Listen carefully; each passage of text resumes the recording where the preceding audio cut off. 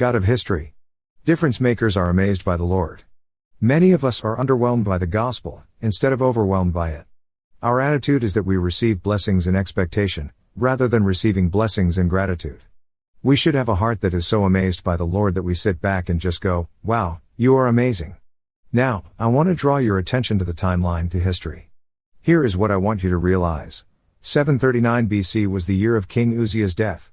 That year was also the year of the founding of Rome. The Old Testament tells how Israel goes into a decline. It declines so much that the Israelites, the Pharisees, Sadducees, and everyone else, do not recognize the Messiah Jesus when he finally comes.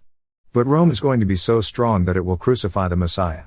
It begins right here, in 739 BC. The whole book of Isaiah is this decline of Israel into not obeying God. There is the rise of Rome, and God knows here, 739 years in advance, that Jesus Christ is showing up on planet Earth.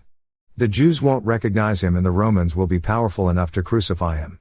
But the Romans will also have built roads all throughout the ancient world so that the gospel of Jesus Christ will be able to go forward to the ends of the earth.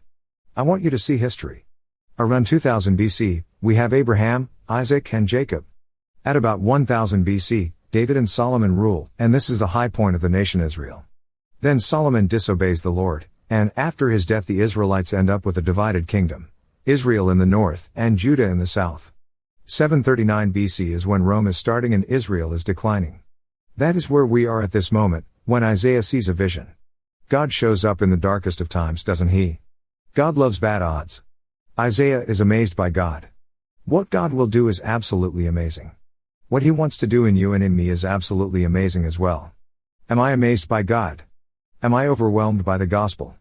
Do I receive God's blessings in expectation, or in gratitude? It was in the year King Uzziah died that I saw the Lord. He was sitting on a lofty throne, and the train of his robe filled the temple. Attending him were mighty seraphim, each having 6 wings. With 2 wings they covered their faces, with 2 they covered their feet, and with 2 they flew. They were calling out to each other, "Holy, holy, holy is the Lord of heaven's armies. The whole earth is filled with his glory."